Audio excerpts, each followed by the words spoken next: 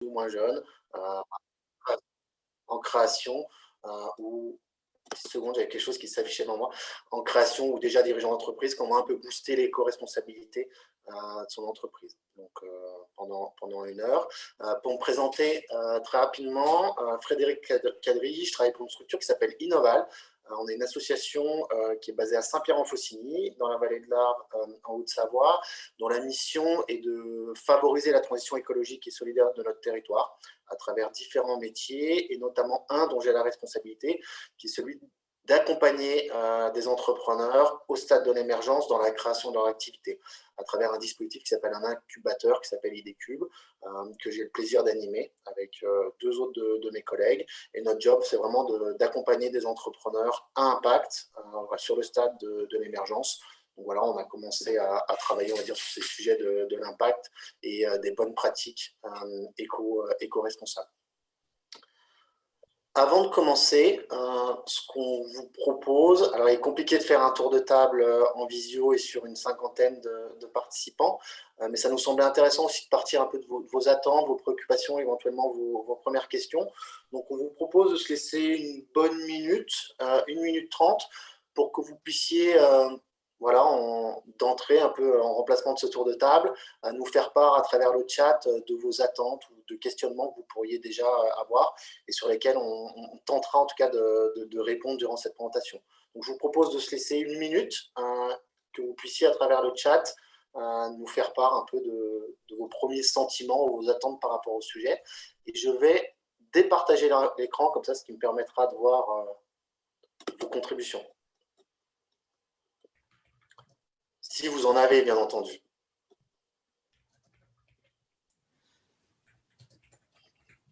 Peut-être le temps de faire.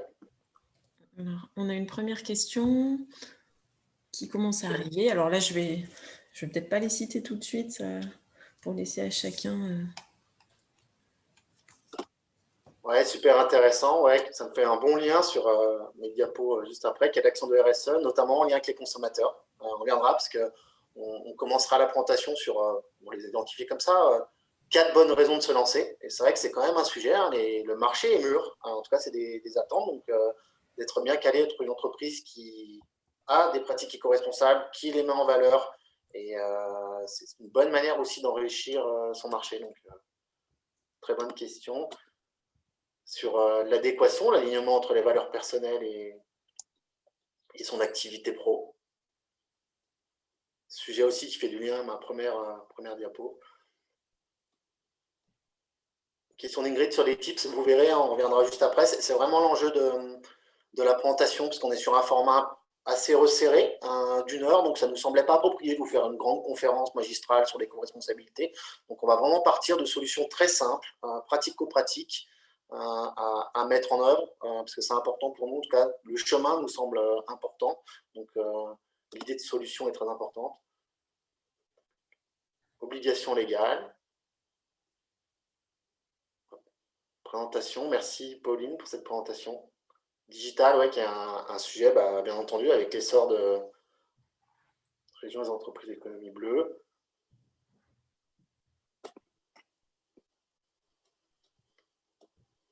Très bien. Eh ben, merci beaucoup pour ces premières remarques. Je vais essayer celles en tout cas que j'ai en tête, de les intégrer dans ma présentation et dans les exemples pour déjà aussi répondre aux attentes. Comme le disait Aude, je vais repartager mon écran et comme disait, n'hésitez pas tout du long, parce que j'ai la chance d'avoir Aude avec moi qui s'occupe du chat. Donc n'hésitez pas, hein, suivant les différentes parties, si vous avez des questions, des remarques, à les poser directement dans le chat. Et comme ça, elle m'interrompra un petit peu entre les différentes parties pour répondre directement. Donc, on va essayer de faire ça le plus interactif possible avec les moyens à notre possession. Hop, je repartage l'écran et on y va. Hop.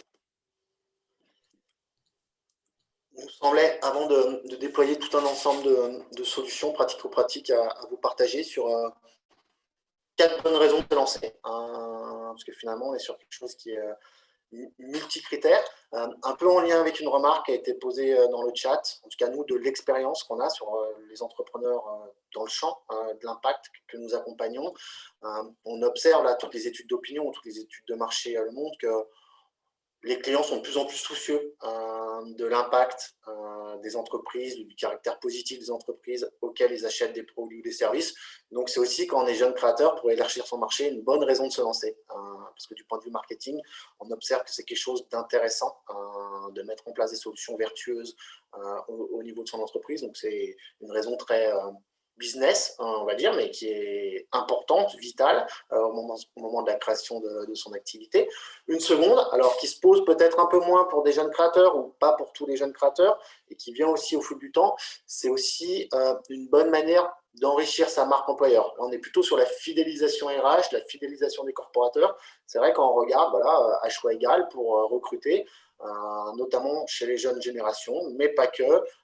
Intégrer une entreprise qui développe des solutions vertueuses de par son cœur de métier ou sur des choses un peu plus annexes, c'est une manière aussi de fidéliser les talents, de les attirer. Donc c'est aussi une bonne raison de se lancer vers le chemin de l'éco-responsabilité. Une troisième qui a été évoquée aussi dans le chat, c'est aussi une manière d'aligner ses valeurs personnelles avec son quotidien professionnel. Souvent, sur une création d'activité, moi je le vois à travers les entrepreneurs qu'on accompagne, la création d'activité, c'est aussi un moyen de se réaliser, complémentaire à ce qu'on peut faire aussi dans sa vie plutôt personnelle.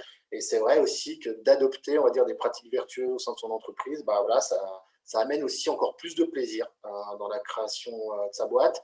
Et c'est aussi pour nous une excellente raison d'adopter ce type de pratique.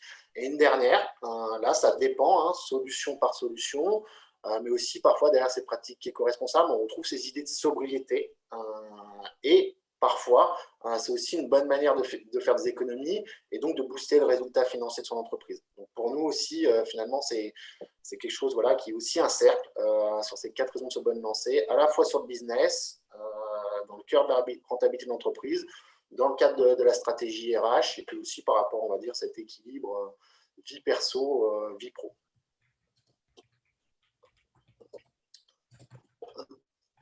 Un petit mot d'introduction, propos liminaire, où j'ai passé enjeu par enjeu avec des idées de solutions, vous puissiez éventuellement vous les approprier sur cette thématique, comment développer l'éco-responsabilité dans son entreprise, qu'on la crée, qu'on soit dirigeant, voire pour certains peut-être, j'ai cru comprendre que certains étaient salariés d'entreprise peut-être dans l'audience. Et puis le choix qu'on a fait avec Aude, ce n'était pas forcément de vous faire une conférence magistrale, ni en cours, en tout cas vous retrouverez des choses de cet ordre qui sont aussi complémentaires à notre présentation dans le cadre d'autres conférences ou dans le cadre de guides ou de sites internet que vous pouvez trouver, mais c'était plutôt d'axer cette heure-là, on est sur un format assez rapide, on pourrait passer une semaine sur des solutions très pratiques à mettre en œuvre. Je mettais dès cette semaine, dès aujourd'hui, là, dès qu'on vous enverra le support, on sait que vous êtes des jeunes entrepreneurs qui se lancent avec pas beaucoup de temps, donc vous recherchez aussi de l'efficience. Donc notre objet, c'était de vous présenter des solutions, une sorte de to-do list et que vous puissiez aussi piocher dans ces différentes solutions pour vous montrer voilà, que le champ de l'éco-responsabilité s'adapte à toutes les dimensions de la vie d'une entreprise. C'est une affaire de choix, de se lancer, et c'était plutôt notre objet de vous présenter ces solutions pour que vous puissiez en adopter certaines et avancer sur ces sujets-là. Donc, on va passer dimension par dimension d'entreprise avec chaque fois un exemple de solution.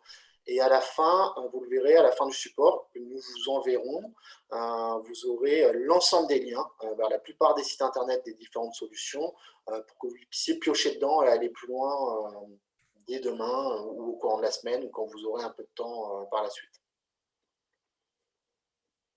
Je ne vois pas le chat, donc Aude, n'hésite pas s'il y a des questions qui viennent. Pour l'instant, tout le monde t'écoute bien sagement. Il y en a une qui vient d'arriver sur équiper son entreprise de manière éco-responsable en termes de mobilier. Voilà. Donc, on verra si ça fait partie des choses qu'on a évoquées, mais comme le disait Frédéric, on a fait une sélection. Tout ne sera pas évidemment évoqué aujourd'hui, mais on note bien toutes vos questions et on aura des pistes à vous transmettre. Ouais. Et c'est vrai qu'il se peut que notre présentation soit parfois pas exhaustive. Sur le mobilier, je prends la question, j'y répondrai. Mais avec toutes vos questions, si on enrichira le support, c'est vraiment ce qu'on s'est dit avec Aude, pour envoyer voilà, des solutions très pratico-pratiques à vos questionnements précis du moment. Premier sujet, mobilité. Et avec une solution pratique à mettre en œuvre, mobilité qui est un grand champ de la vie de l'entreprise, parce qu'on est amené à se déplacer, un petit peu moins depuis un an, mais ça redémarre. Et une solution qu'on voulait vous partager, par l'exemple, pour vous montrer comment c'est possible d'avancer, était l'exemple de Cities, qui est une entreprise locale, régionale, basée à Grenoble, mais qui se développe un peu partout sur la région, qui est une entreprise qui commercialise des voitures en autopartage, donc qui vous permet, en termes de solutions, de passer d'un parc automobile appartenant à l'entreprise vers une solution d'autopartage, une solution mutualisée en termes de voitures professionnelles. On a choisi de commencer par cette solution parce que ça illustrait un principe d'action.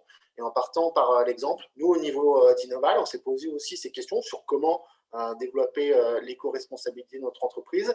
Et c'est la première solution qu'on a mis en œuvre au démarrage de notre activité, parce que c'est une solution qui nous apparaissait assez simple, facile à mettre en œuvre, rentable, parce que finalement, quand on prenait le coût de l'ensemble de nos notes de frais, d'avoir des voitures en leasing rapportées au coût de l'abonnement d'une voiture en autopartage, et bien finalement, on était sur un équilibre assez vite trouvé. Et c'était une solution en fait, qui nous avait permis, au sein de notre association, qui a 16 collaborateurs aujourd'hui, d'entamer une dynamique autour de l'éco-responsabilité. Et ça, c'était un élément qu'on voulait vous faire part. Peut-être que certains d'entre vous ne passeront pas forcément de prime abord sur cette solution numéro 1 à mettre en œuvre dans le cadre de leur activité, parce que ce ne sera pas la plus adaptée ou celle qui répondra directement à l'un de vos besoins. Mais ce qu'on trouvait intéressant à vous amener comme idée force, c'était finalement, dans le cadre d'une stratégie éco-responsable, une bonne manière d'avancer, c'était de trouver une première solution qui vous intéresse, facile à mettre en œuvre, qui répond à un besoin très précis, pour enclencher une dynamique et montrer que finalement, on n'est pas face à une montagne infranchissable et qui permettait de se lancer par une première solution, de capitaliser, d'installer une dynamique et de faire ça aussi avec un certain plaisir. Donc c'était un principe d'action dans un champ très précis qui vous permet, voilà, si on prend l'énergie grise d'une voiture stockée qui appartient qu'à votre activité et qui sera utilisée le plus souvent que quelques heures par jour en face d'une solution qui soit optimisée et mutualisée avec d'autres entreprises, ça vous permet d'avancer, de mettre en place une première solution assez aisée.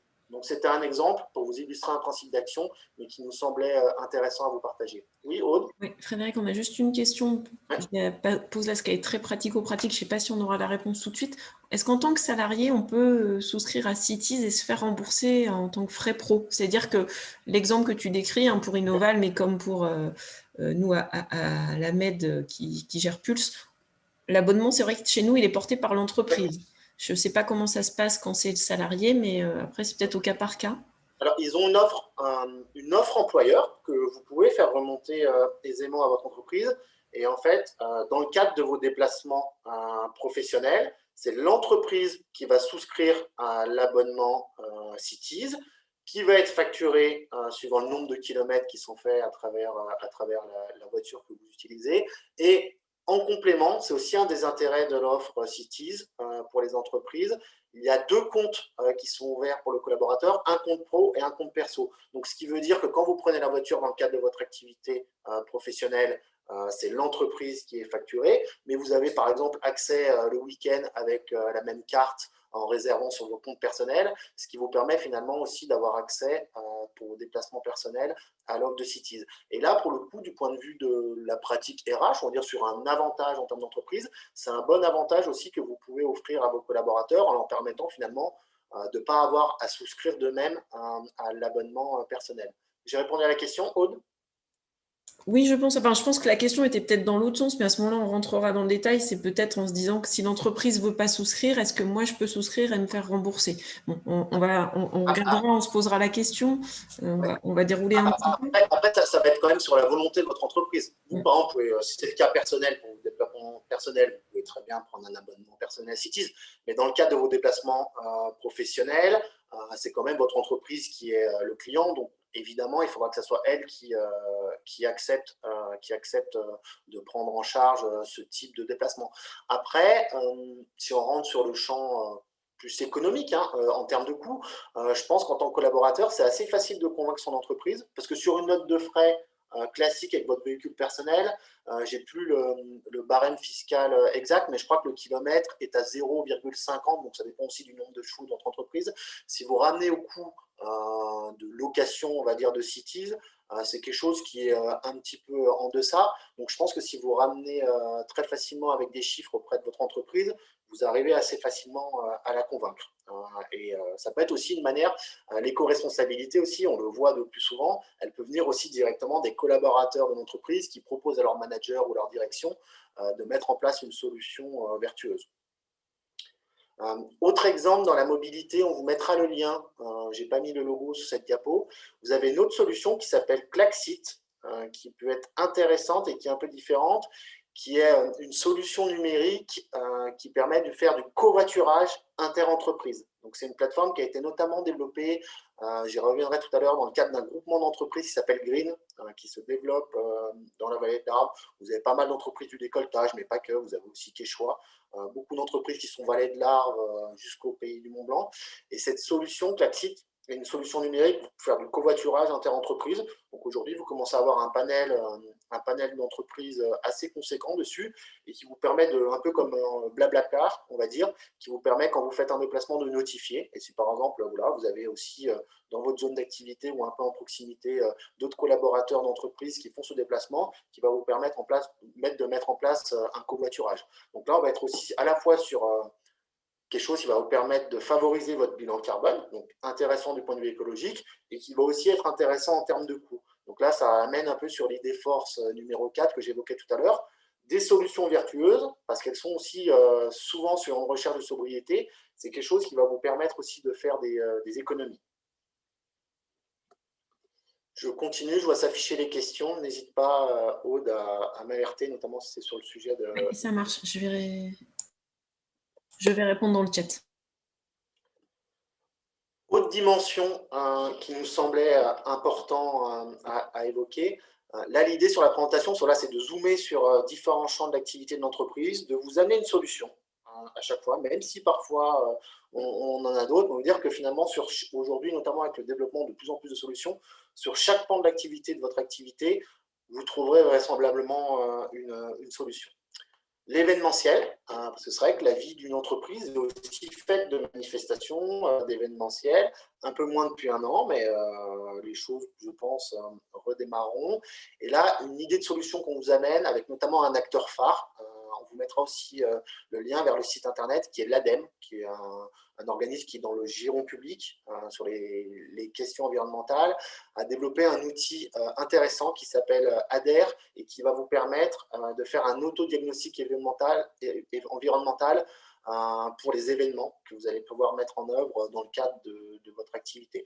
Donc c'est quelque chose qui est assez concis, assez bien fait. Vous allez retrouver tous les champs de l'événementiel, comment je m'y prends par exemple pour favoriser les mobilités douces pour mon événement, comment je vais communiquer du point de vue numérique, qu'est-ce que je vais faire du point de vue par exemple de l'alimentation. Voilà, qui vous reprend un peu de manière assez simple les différents champs de cet événementiel, avec une série de questions qui vous permettent aussi d'avoir une sorte de scoring pour se dire, voilà, sur mon événement, où c'est que j'en suis sur tel événement, et l'intérêt, on reviendra après plutôt sur les questions de mesure d'impact. L'intérêt, finalement, ça va vous permettre aussi de vous mettre une sorte de jalon, de dire sur tel événement, j'arrive à tel niveau du point de vue du scoring de mon événement, de vous permettre d'identifier des marges de manœuvre et aussi d'être dans une démarche d'amélioration, de progrès continu lorsque vous organisez un événementiel. Parce que notre posture, en tout cas moi je le vois qui organise pas mal d'événementiels, c'est de se dire, voilà, on ne va pas être parfait peut-être sur la première chose qu'on va organiser, mais au fur et à mesure de se dire qu'on va essayer de quantifier, d'identifier nos marges de progrès, de s'améliorer. C'est ça qui va vous permettre au fur et à mesure d'améliorer l'impact. Et ça, c'est un outil qui est assez bien fait, très rapide, assez factuel, hein, puisqu'il a été quand même développé par l'ADEME, qui est un acteur de référence, et qui va vous permettre de vous améliorer sur ce champ-là. Je ne vois pas le chat, hein, donc… Oui, je garde. Il y a une question sur l'empreinte carbone, mais je la garde pour plus tard. On reviendra sur l'empreinte carbone, le bilan carbone tout à l'heure. Un élément qui est plutôt sur les sujets de gouvernance, là notamment pour les personnes qui sont en phase de démarrage ou qui réfléchissent à une création d'entreprise, on va dire, dans les prochaines semaines ou dans les prochains mois, même si aussi il y a des possibilités d'évolution, c'est d'agir sur la raison d'être de son organisation.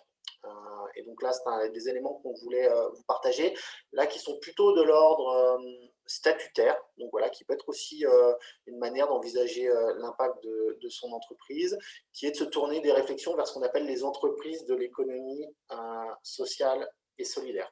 Donc les entreprises de l'économie sociale et solidaire, elles sont cadrées par une loi, qui est la loi de l'économie sociale et solidaire de juillet 2014, et qui reconnaît les entreprises de l'économie sociale et solidaire à partir de 3 principes qui sont inclus dans les statuts. Le premier principe, ce sont des entreprises qui mettent dans leur statut que la finalité, la raison d'être de l'organisation n'est pas uniquement le partage des bénéfices. Donc, on est sur des entreprises qui doivent avoir la lucrativité, mais ce n'est pas le seul objectif de l'entreprise. Il y a un objectif autre, un objectif double pour toutes les entreprises de l'économie sociale et solidaire, avec un objectif qui peut être social, environnemental, sociétal, qui sont inscrits dans les statuts. Donc, ça veut dire que cette entreprise de l'économie sociale et solidaire s'appuie sur 2 jambes, finalement, sa rentabilité économique et une finalité haute qui peut être sociale, sociétale, environnementale. Donc ça, c'est le premier principe des entreprises de l'économie sociale et solidaire. Donc là, qui booste l'éco-responsabilité de l'entreprise, parce que l'objet de l'entreprise va être d'être performante économiquement, mais aussi d'avoir un autre objet. Donc, ce sont le premier principe. Le second principe de l'économie sociale et solidaire est ce qu'on appelle une gouvernance démocratique. Ce qui veut dire que les parties prenantes ou les collaborateurs de l'entreprise vont être associés dans le partage et la prise de décision, et cela d'une manière statutaire. C'est aussi une manière de booster l'impact de son entreprise en étant sur des gouvernances démocratiques, ouvertes, et qui vont permettre d'associer les parties prenantes et d'être sur quelque chose, un management, on va dire, beaucoup plus libéré et participatif. Et le troisième principe de l'économie sociale et solidaire, qui est moins sur cette dimension d'impact, qui est qu'une partie de la valeur créée par l'entreprise est prioritairement réinvestie dans les projets plutôt que sur la rémunération des investisseurs. Donc on est moins sur les notions d'impact, mais c'est le troisième principe de l'économie sociale et solidaire.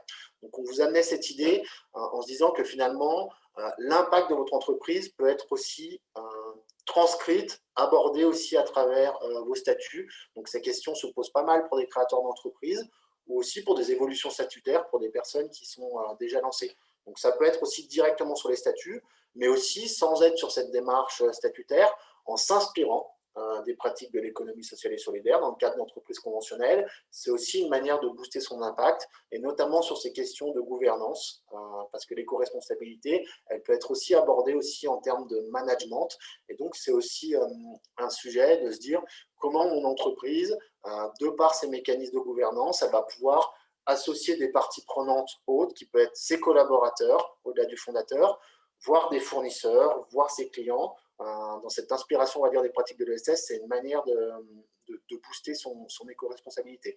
Par exemple, dans certaines entreprises de l'économie sociale et solidaire, dans la gouvernance, sont mis en place des conseils stratégiques, par exemple, qui permettent, sur certaines décisions, d'associer ses fournisseurs et ses clients. Donc là, on est sur une entreprise qui est très impliquée, on va dire, dans la société civile. Et ça, c'est aussi une manière de booster son éco-responsabilité. Et donc, on vous invite aussi à regarder ce qui se fait du côté de l'économie sociale et solidaire, À la fin, on vous a mis un site internet dans les différentes ressources qui s'appelle Ambition ESS, qui est le site partagé des acteurs de l'économie sociale et solidaire.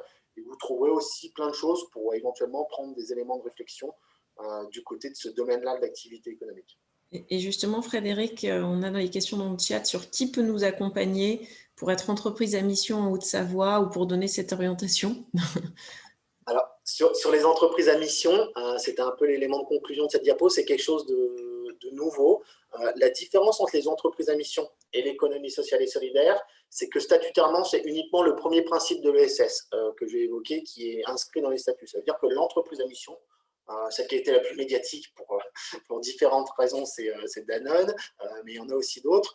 L'entreprise à mission, elle met dans ses statuts que l'objet de l'entreprise est un double objet, l'objet économique et cette finalité sociale, environnementale qui est adaptée à chaque entreprise. Donc c'est quelque chose qui est quand même assez nouveau. Aujourd'hui, vous avez moins d'acteurs de l'accompagnement, en tout cas c'est moins structuré que sur l'accompagnement à l'ESS pour avancer. Néanmoins, vous avez un site internet, c'est le logo de ce site internet d'ailleurs que je vous ai mis, la communauté des entreprises à mission, qui est en train de se structurer sous l'égide du ministère de l'économie et des finances. Et je vous mettrai ce lien dans le support. Je ne l'ai pas mis là, mais il faudra que j'y pense à le mettre, sur lequel vous retrouverez tout un tas de ressources, et notamment l'idée aujourd'hui, ce qui me semble le plus évident pour avancer sur ces sujets, parce que c'est vraiment l'idée derrière ce site internet de former une communauté des entreprises à mission. On va être plutôt sur du co-développement, des entreprises qui ont déjà franchi le pas, avec cette animation, on va dire, qui est plutôt faite par les services de l'État et qui va vous permettre de rencontrer d'autres entreprises à mission, d'échanger sur leurs pratiques pour pouvoir aussi monter en compétences sur le sujet. C'est plutôt ma réponse là-dessus. On est quelque chose qui aujourd'hui est moins structuré du côté des entreprises à mission que dans le domaine de l'économie sociale et solidaire.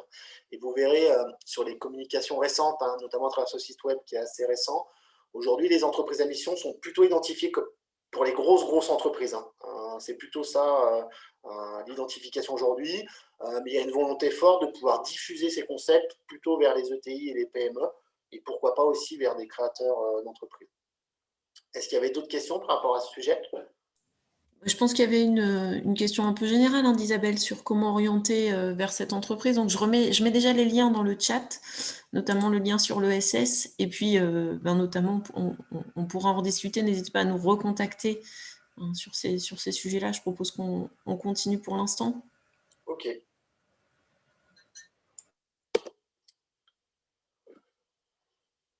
Un autre axe qui nous semblerait intéressant à vous partager, qui n'est pas celui auquel je pense que vous irez prioritairement, parce que c'est quelque chose qui nous semble plutôt réservé aux grosses entreprises, très structurées, lancées, qui est celui de la philanthropie. Néanmoins, vous avez quand même des axes d'intervention dès le début, dès le démarrage de votre activité, avec notamment une solution qu'on vous partage, qui est un organisme qui s'appelle 1% pour la planète, qui est un mouvement international, même si des équipes sont basées à Annecy, et qui vous permet volontairement d'affecter une partie de la création de votre valeur vers le soutien à des causes environnementales. Donc, c'est quelque chose qui nous semble intéressant et qui se développe aussi pour des entreprises dès leur phase de démarrage. Parce que c'est vrai que sur l'activité de philanthropie ou de mécénat, de prime abord, on pourrait penser que c'est quand même plutôt réservé à des grands groupes ou des entreprises déjà lancées. On observe quand même qu'il y a des jeunes entreprises et des entreprises qui, dès leur lancement, rejoignent par exemple ce type d'organisme et qui déploient une activité de mécénat ou de philanthropie qui est une manière de favoriser sa responsabilité sociale des entreprises et de maximiser son impact. Ça fait aussi du lien à la question tout à l'heure qu'on évoquait vis-à-vis des consommateurs, parce que ça peut être aussi du point de vue de la communication, du marketing, de montrer, d'envoyer aussi un message fort sur l'implication sociétale et environnementale de votre entreprise.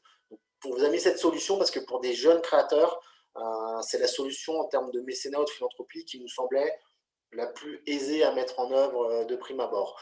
J'en ai mis une seconde qui est plutôt sur un autre axe, qui est celui qu'on appelle du mécénat de compétences, avec un organisme qui s'appelle Entreprendre pour apprendre, qui intervient dans le champ de la sensibilisation à l'entrepreneuriat auprès des jeunes, que ce soit les collégiens, les lycéens, en les aidant à mettre en place des mini-entreprises dans le cadre de leur cursus scolaire, en lien avec l'éducation nationale. Et dans le cadre de cet organisme, ils font appel à des mentors. les mentors sont des dirigeants d'entreprise qui peuvent être aussi des jeunes dirigeants d'entreprise ou des dirigeants d'entreprise qui se lancent. En tout cas, on voulait vous partager cette initiative-là parce que c'est aussi une manière d'agir sur le mécénat de compétences. Là aussi, quand on parle de mécénat de compétences, on pense à des grands groupes comme Somfy, par exemple, qui a une activité forte en termes de mécénat de compétences, mais aussi en tant que dirigeant d'entreprise. Ça peut être aussi intéressant, si vous en ressentez le besoin, de partager aussi une partie de votre temps pour partager de votre expérience, de partager sur votre rôle d'entreprise. Et c'est une manière aussi d'initier une politique d'implication de votre entreprise dans le champ de la société civile. Donc voilà, on a aimé aussi cet axe-là de la philanthropie pour montrer que finalement, ce n'est pas réservé qu'à des grandes entreprises ou des entreprises qui sont créées depuis longtemps, mais ça peut être aussi l'affaire de jeunes dirigeants d'entreprise.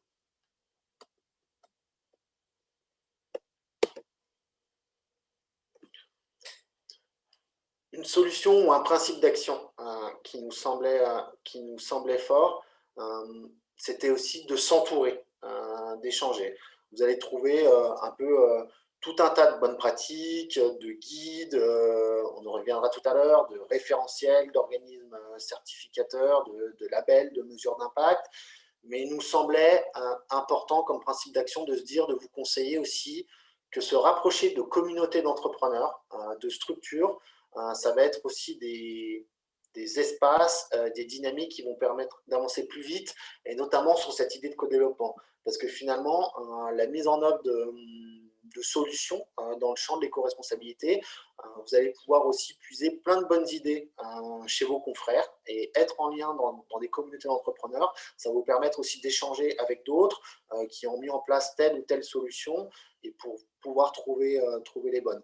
Donc voilà, on vous a partagé quelques réseaux locaux, les nôtres, qu'on a évoqué tout à l'heure, un réseau par exemple qui s'appelle Solucir, qui est plutôt dédié aux organismes de l'économie circulaire, ou le réseau Green que j'évoquais tout à l'heure, qui vont être tout un tas de communautés d'entrepreneurs sur lesquelles vous allez pouvoir échanger avec vos pairs et trouver des solutions dans le champ de l'éco-responsabilité. Je parlais tout à l'heure de Green, par exemple, qui est un des exemples sur cette association d'entreprises engagées dans l'éco-responsabilité en Haute-Savoie et dans la vallée de l'Arve, voilà, qui a permis de développer cette solution qui s'appelle Klaxit, en tout cas de la diffuser localement auprès de ses membres.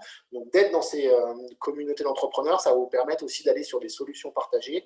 Et ça nous semblait aussi intéressant finalement de dire que le chemin, vous n'êtes pas obligé de le faire seul, et d'agir aussi en collectif, ça vous permettra aussi d'aller plus vite.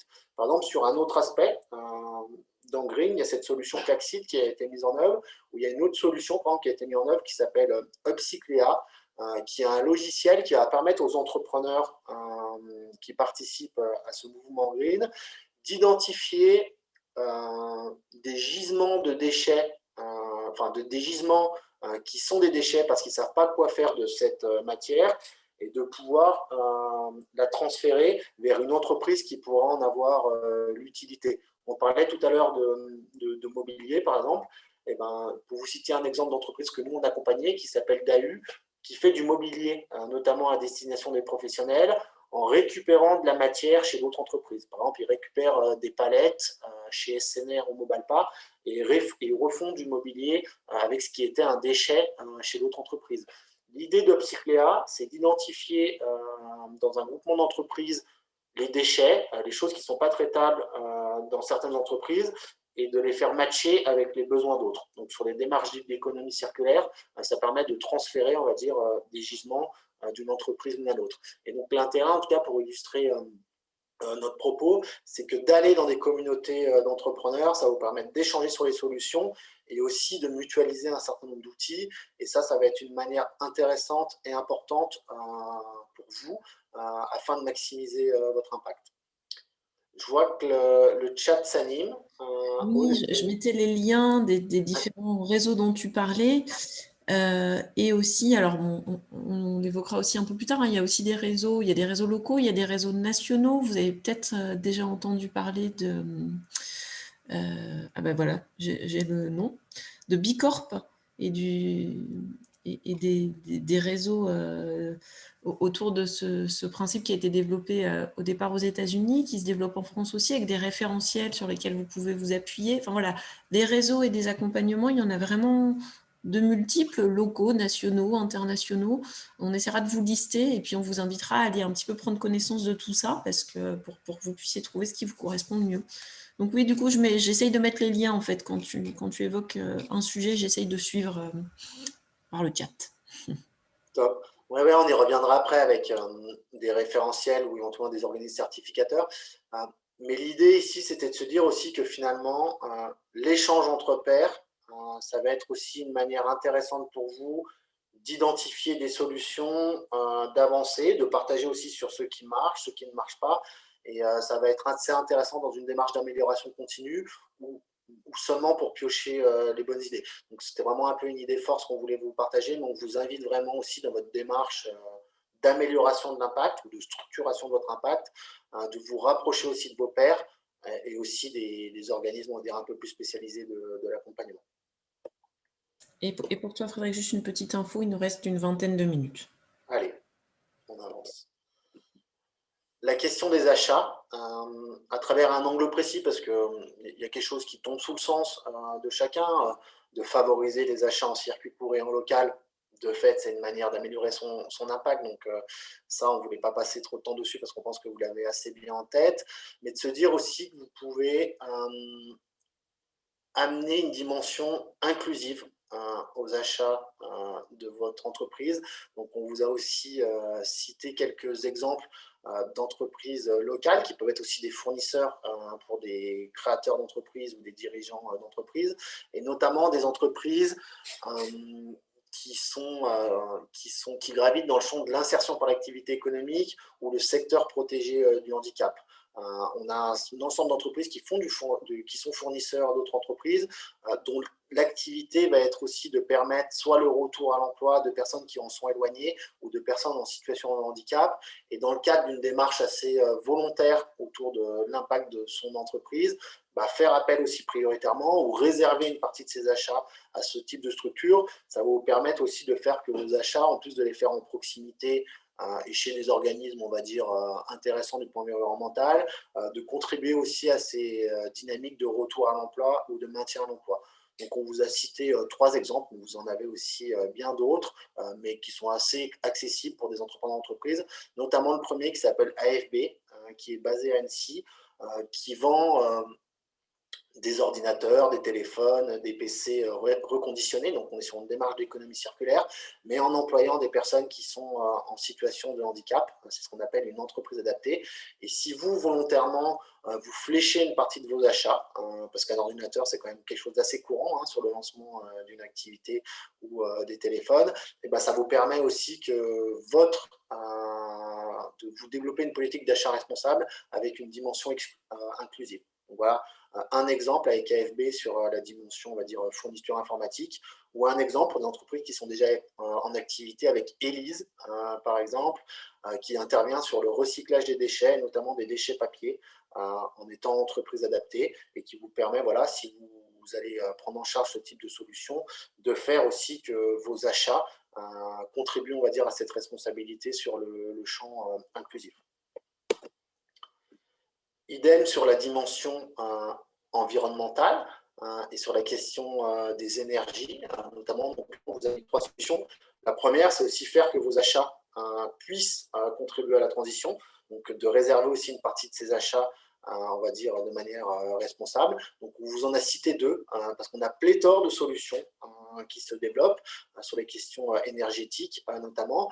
Donc, aussi de faire, quand vous aurez des locaux, de faire appel à des fournisseurs, un fournisseur d'énergie éco-responsable. Donc, on vous a cité Enercop, qui est un fournisseur d'énergie coopératif d'énergie renouvelable, donc ça qui est connu, donc on vous l'a mis, et un autre par exemple qui vient de se lancer mais qui est un peu moins connu, qui s'appelle Télécop, qui est un fournisseur de services mobiles sur la même idée qu'Enercop, structuré sous forme de coopérative et qui va avoir un modèle économique qui va vous challenger sur l'aspect transition écologique parce qu'elle va il vous propose de ne plus être sur des forfaits illimités, mais de vous facturer la donnée mobile uniquement de ce que vous consommez.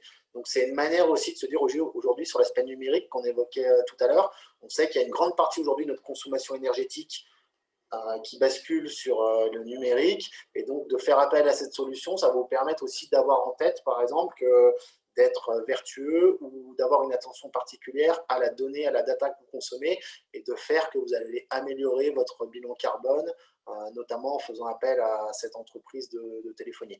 Donc, c'est qu'un exemple, mais c'est de se dire aussi que vous avez un ensemble de fournisseurs au-delà de la démarche inclusive qui peut être aussi des solutions vertueuses du point de vue environnemental et qui va vous permettre, vous aussi, par vos achats, de booster votre éco-responsabilité. Donc, c'est une solution c'est des solutions sur le segment de l'énergie.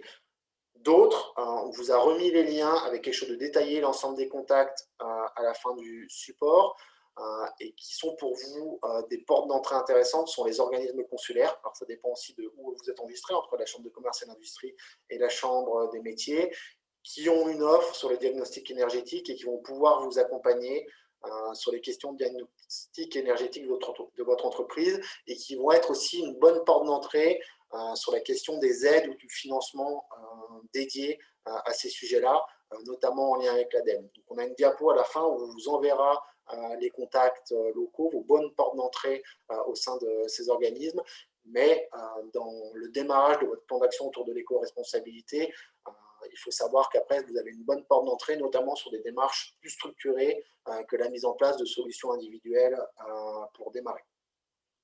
Dernière solution sur les questions énergétiques, qui est plutôt une solution individuelle, mais qui peut être intéressante aussi au niveau de la communication, c'est de réfléchir à la mise en place de politiques de compensation, parce qu'inévitablement, on a besoin d'énergie, on va produire du CO2, donc, parce qu'on est bien obligé dans le cadre de son activité.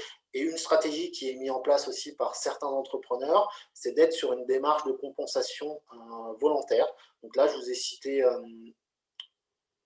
un exemple qui marche assez bien, qui est une initiative qui s'appelle Reforest Action, donc qui va vous proposer qu'il y a différentes offres, notamment d'agir sur la biodiversité, et qui va vous permettre d'analyser votre bilan en termes de CO2 et d'être sur une démarche de compensation volontaire. Donc c'est aussi une manière aussi de communiquer sur le fait que voilà, votre activité va produire du CO2, mais que vous êtes aussi sur un engagement en termes de compensation. Donc voilà, sur les questions des énergies, on sait qu'on produit de l'énergie. Il y a aussi une manière de cadrer, d'optimiser, de compenser, et c'était aussi des éléments qu'on voulait vous partager. Et à la fin, on reviendra aussi sur la mesure, notamment aussi sur des d'amélioration continue, en rentrant aussi sur des dynamiques qui sont, on va dire, un peu plus structurées, d'avancer sur le bilan carbone de son entreprise. Et on a juste quelqu'un, Manuel, qui nous dit dans le chat, est-ce qu'on connaît EcoMatcher sur la compensation? Oui, je vous ai mis un exemple, parce que, mais qui est très bien aussi, EcoMatcher. Mais je vous ai mis Reforest Action parce que c'est quelque chose d'assez simple, qui marche bien et que j'avais en tête et que j'ai utilisé, parce que c'était aussi l'idée de la présentation de partir de solutions que j'ai pu mettre en œuvre directement pour Innoval ou en accompagnement des entrepreneurs, et vous livrer ces solutions. Évidemment, je ne peux pas être le plus exhaustif possible, mais c'était vraiment l'idée à chaque fois, sur chaque dimension, de vous mettre une initiative. Mais sur chacune des dimensions, la plupart du temps, vous allez retrouver plusieurs initiatives similaires ou complémentaires. En tout cas, c'était l'idée de vous livrer à chaque fois une solution pratique pour démarrer. Mais vous trouverez aussi auprès des différents organismes de l'accompagnement, en échanger aussi avec d'autres entrepreneurs et puis avec les différents liens qu'on va vous fournir, un pléthore d'initiatives qui vous permettront d'avancer en ce sens.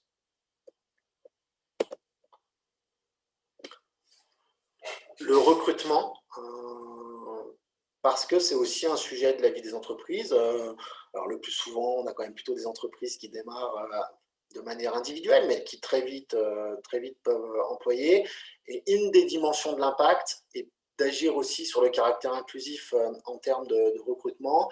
Et ça peut être aussi une politique assez volontaire au niveau de votre entreprise, d'avoir une attention sur la diversification de ces parcours de recrutement, en ayant un certain nombre de postes réservés aux travailleurs fragilisés. Et là, vous avez aussi en local des organismes pour vous aider. Je vous en ai cité deux. Un sur le champ plutôt de la question du handicap et l'autre plutôt sur le champ de l'insertion par l'activité économique, qui sont Cap Emploi et USI 74, qui est l'union des structures de l'insertion par l'activité économique, qui vont être aussi des organismes qui vont vous permettre de mettre en œuvre une politique inclusive en termes de recrutement. Donc, si volontairement vous décidez de dire sur un certain nombre de recrutements, je vais aller prioritairement vers la recherche de personnes éloignées du marché de l'emploi ou en situation de handicap, vous allez pouvoir aussi être accompagné et avoir le lien avec des structures qui gravitent dans le domaine.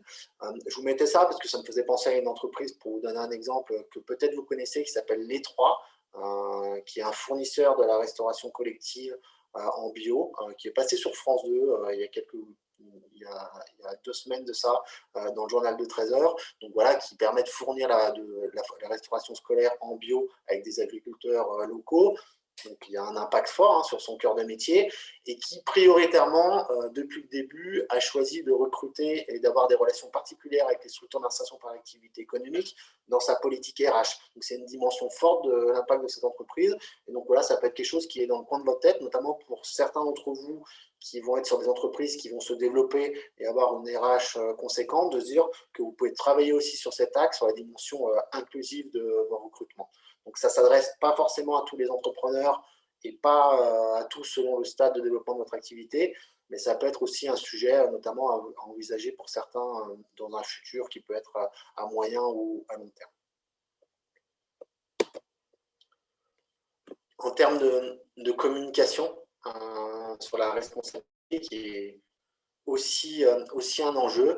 Là, ce qui nous semblait simple, on va passer vite, parce qu'une heure, c'est quelque chose, on vous livre des solutions et on ne peut pas aller forcément au bout des choses, parce que chaque sujet mériterait bien une journée de formation. Mais pour agir cette communication responsable, on va vous partager 2 podcasts qui sont réalisés par des entrepreneurs locaux. Une qui est à Chamonix, Falaine, et une autre qui est à Chambéry, qui travaille beaucoup sur le sujet en tant qu'agence de communication spécialisée sur la responsabilité, et qui ont fait des podcasts qui sont très intéressants et qui vont vous permettre aussi de voir sur comment sur la communication, et notamment la communication numérique, d'avoir quelque chose, une attention particulière à l'impact que vous allez pouvoir développer, que ce soit sur le poids numérique de votre communication. C'est vrai que là, il y a tout un tas de petites astuces, par exemple, qui sont assez simples sur, par exemple, sur votre site internet, sur le poids des images que vous partagez. Il y a des logiciels qui existent pour faire une analyse de ce qui est suivi sur votre site internet, ce qui n'est pas suivi, parce que je crois que vous avez multiplié les pages, et si vous avez une page qui n'est pas suivie, finalement, elle va consommer de l'énergie et elle vous servira à pas grand-chose, donc vous pourrez aussi vous en passer. Donc voilà, toute une réflexion autour du poids numérique de votre communication. Donc là, on est plutôt sur les aspects écologiques, pour avoir aussi des réflexions sur les aspects sociétaux de votre communication, notamment sur des typologies qui sont plus inclusives.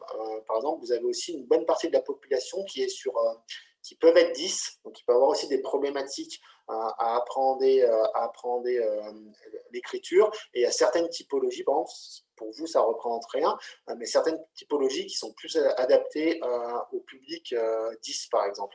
Et donc le choix des typologies, par exemple, ça va vous permettre aussi que votre communication soit plus inclusive. Il y a aussi des questions autour de ce qu'on appelle l'infobésité. C'est vrai qu'on est dans un monde où on a énormément de communication, et d'avoir une réflexion dans votre stratégie de communication autour de la qualité de votre communication plutôt que la quantité, ça va vous permettre aussi de maximiser votre impact et de diminuer votre bilan carbone. En tout cas, c'est tout un tas de réflexions qui sont un peu naissants autour de ces enjeux autour du numérique, qui vous permettent aussi d'agir sur la consommation, notamment CO2, de votre communication. Donc, on vous invite, peut-être quand vous aurez un peu de temps, à découvrir ces podcasts, et qui vous permet aussi d'avoir des angles de réflexion et vous dire que votre communication est un enjeu, on va dire, dans cette recherche d'impact. Après, assez rapidement, vu qu'on est sur des choses techniques en termes de communication, vous allez faire appel à des prestataires, mais notre conseil, c'est qu'on va dire se sensibiliser, monter en compétence assez rapidement sur ces sujets. Ça va vous permettre aussi d'inclure ces sujets-là dans votre cahier des charges et d'entamer des discussions qui sont intéressantes avec les prestataires que vous aurez en face de vous, pourquoi pas expliciter vos attentes en la matière.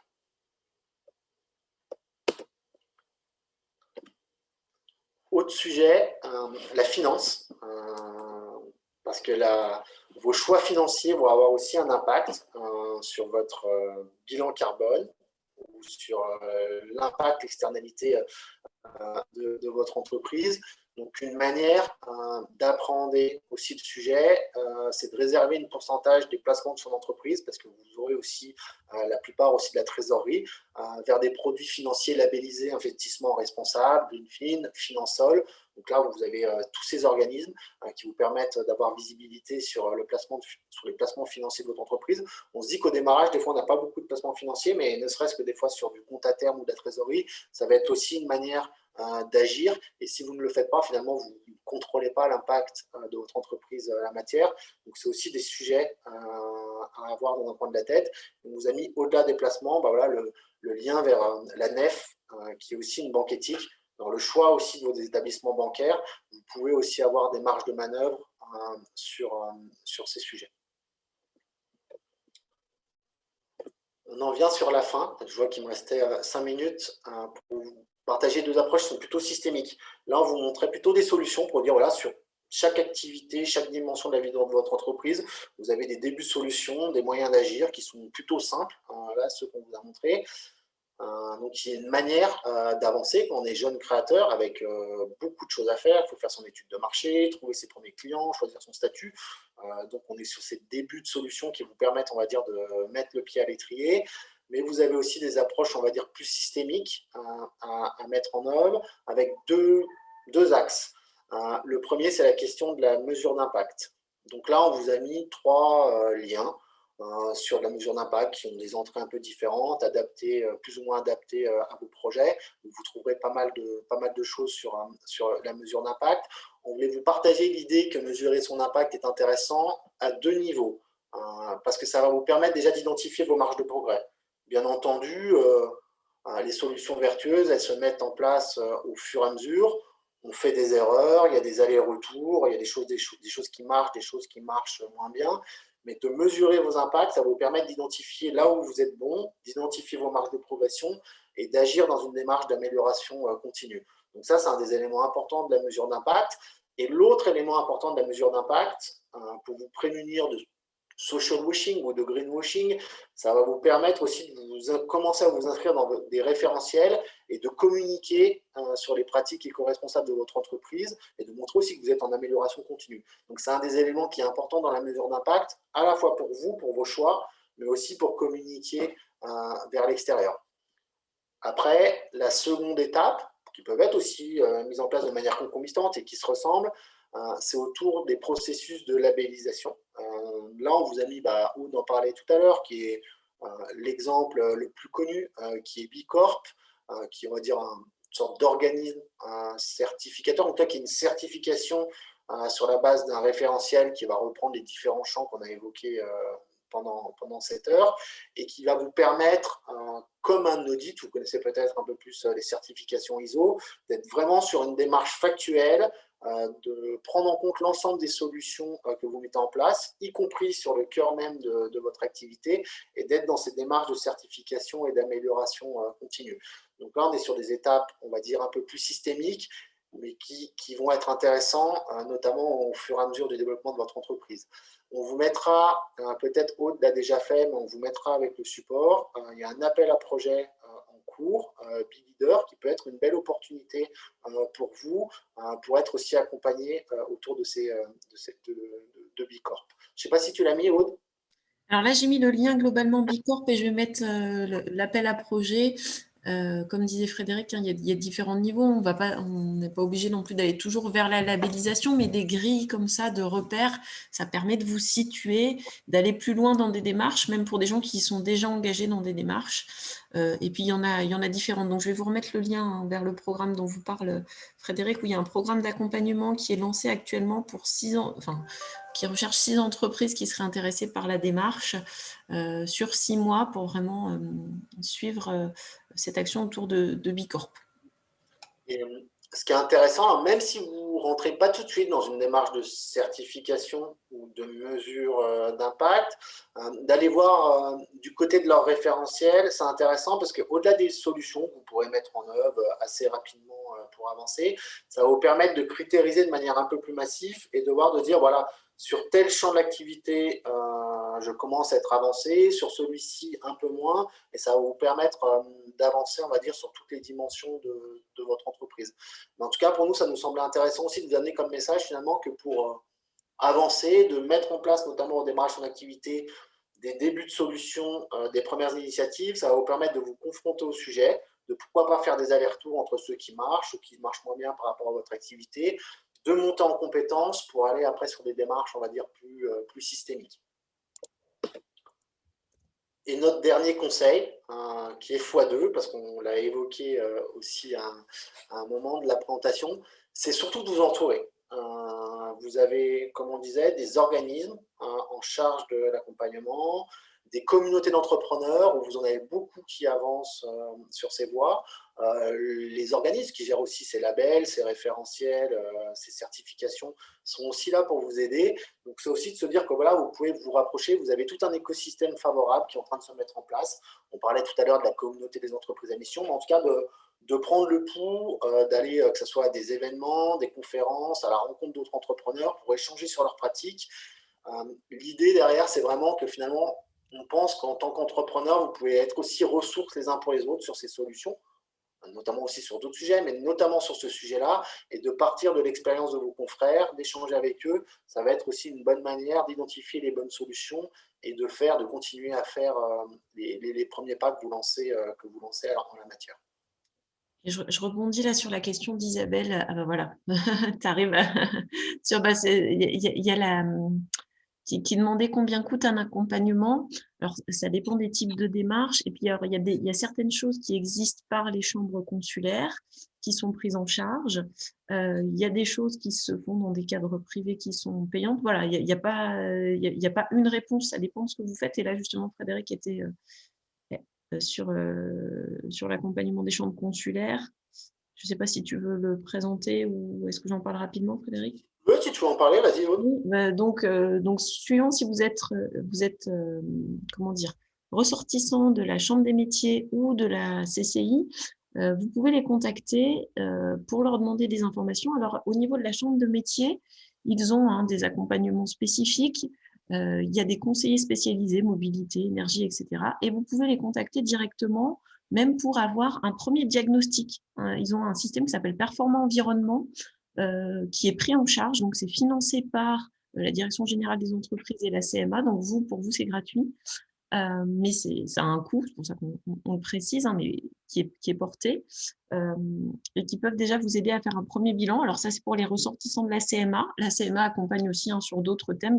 On vous met les liens aussi. Ils peuvent aussi accompagner sur les dispositifs d'aide pour monter les dossiers. Notamment, actuellement, il y a les aides tremplins de l'ADEME qui sont liées au plan de relance, sur lequel il faut se mobiliser assez vite, parce que les fonds voilà, sont assez rapidement consommés.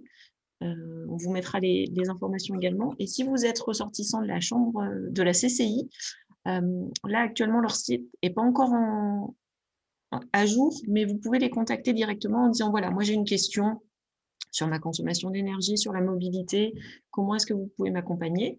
Et puis après, il y a certains programmes qui se font par des bureaux d'études et qui peuvent être payants, peut-être plus poussés sur certaines choses.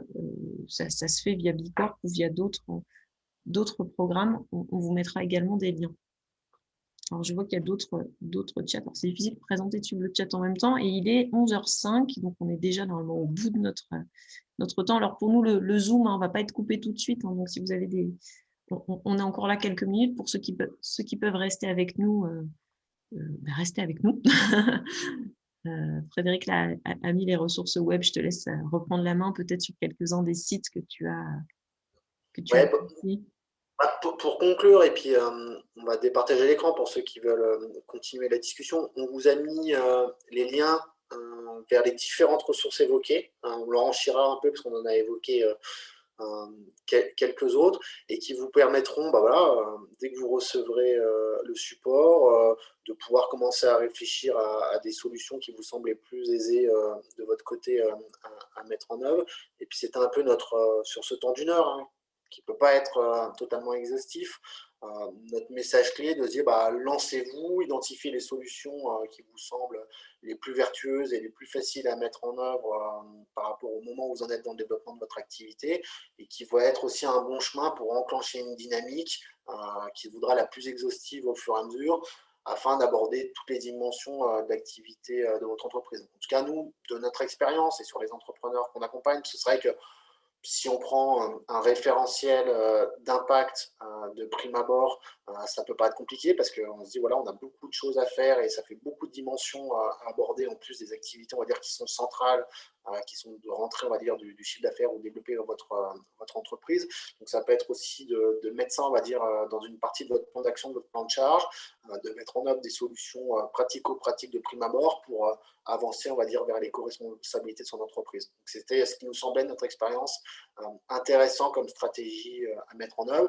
Et puis pour ceux qui se sentent déjà un peu plus avancés, voilà, de passer aussi par les différentes structures relais d'accompagnement pour entamer des démarches, on va dire, un peu plus structurées. Je coupe la présentation, le support. Oui, alors donc pour les gens à qui on n'aurait pas pu répondre en direct dans le chat, hein, on a bien noté qu'il y avait des questions spécifiques sur le numérique, sur comment est-ce qu'on calcule son empreinte carbone. Là, j'ai aussi une question sur est-ce qu'il existe des plateformes ou des sites pour proposer des solutions ou des produits innovants dans le domaine de l'éco-responsabilité. Nous, on va reprendre un petit peu vos questions du chat et avec Frédéric, on va essayer de compléter avec d'autres ressources qu'on pourrait avoir directement en lien avec vos questions. Évidemment, Frédéric et moi-même, on reste à votre disposition pour vous répondre, pour échanger, pour vous orienter aussi vers les acteurs en fonction de là où vous êtes situé. Pour nous, Pulse, on est plutôt sur le Genevois. Innoval sont basés dans la vallée de l'Arve, mais agissent, si je ne dis pas de bêtises, Frédéric, sur toute la Haute-Savoie. Même avec IDCube, vous avez même un programme sur la Savoie, donc assez largement. Alors, je regarde les derniers messages pour qu'on puisse peut-être clôturer. Si vous avez des questions, vous voulez nous contacter par mail, je ne sais pas si, sans faire de bêtises, je vais réussir à mettre nos adresses mail dans le chat sans tout fermer, parce que gérer parfois plusieurs écrans peut s'avérer périlleux. Non, je pense qu'on a réussi à faire un bon tour. En tout cas, merci à vous aussi pour votre participation, pour les retours positifs aussi que vous nous avez fait dans le chat. Je parle pour moi et je pense pour Frédéric aussi, je laisserai réagir. Si on a pu vous apporter des pistes, vous ouvrir sur le sujet, c'était vraiment la mission. Merci beaucoup Frédéric, parce que tu fais un super boulot d'identification de solutions et de le prendre comme ça par du concret. J'ai l'impression qu'on a bien répondu, donc c'est super. Hop. Ravi, en tout cas, ça vous donne des solutions pour avancer. Dès cette semaine, c'est un peu le message. Voilà, c'est ça. On compte sur vous pour vous lancer, pour tester, puis aussi peut-être aussi se dire, comme tu le disais pour l'événement, mais c'est vrai pour tout, d'y aller sans pression, d'essayer, de réfléchir. Déjà, vous êtes déjà mis dans la démarche de vous poser la question. C'est la première étape. Vous vous informez, vous allez vous lancer. Vous allez peut-être essayer des choses qui vont vous convenir ou pas, mais c'est pas grave. Vous aurez essayé. Et puis, on peut rebondir ensuite sur d'autres choses. Il y a des choses plus ou moins adaptées. Il n'y a pas une bonne solution. Il y a ce que vous construirez par rapport à votre activité. Et vous voyez que le champ est large. Il peut être économique, il peut être au niveau des ressources, il peut être au niveau de ce que vous faites sur la gestion des ressources humaines. Et puis c'est toujours un programme qui se continue. Moi, j'ai participé à une intervention où il y avait des gens qui étaient assez avancés déjà dans leur démarche. Et finalement, ils disent ils ont une espèce d'émulation, ils ont toujours envie de faire plus. Une fois qu'ils sont rentrés dedans, ils se disent « Ah, je ne suis pas parfait, mais j'ai envie de faire plus ». Et ben, c'est super. Et c'est aussi super si on est sur des premiers pas, des premières choses. Et ben, moi, je pense que c'est bon pour nous. Frédéric, je ne sais pas si tu voulais ajouter quelque chose. Non, parfait. Merci beaucoup. Et ben, merci à tous. On a vos adresses mail via votre inscription. Donc, on va vous faire suivre, comme indiqué, le support pour vous trouver toutes les indications et vous aurez bien sûr nos contacts. Donc, on vous remercie. On vous souhaite une bonne journée, des bonnes oséades pour la suite aussi. Il y a encore plein d'interventions très intéressantes. Et puis peut-être à bientôt à tous. Très bonne journée. Je vais laisser un petit peu connecter encore pour si jamais il y avait des gens qui avaient des questions. Je récupérerai le chat aussi. Je vais copier-coller le chat. Un grand merci à vous, parce que c'était une super presse et très bien animée. Voilà. Donc, c'est bien Merci beaucoup. Merci. C'est bien de dire quand c'est super bien, il faut le dire. Voilà. Donc, honnêtement, super bien. Bravo. Merci beaucoup.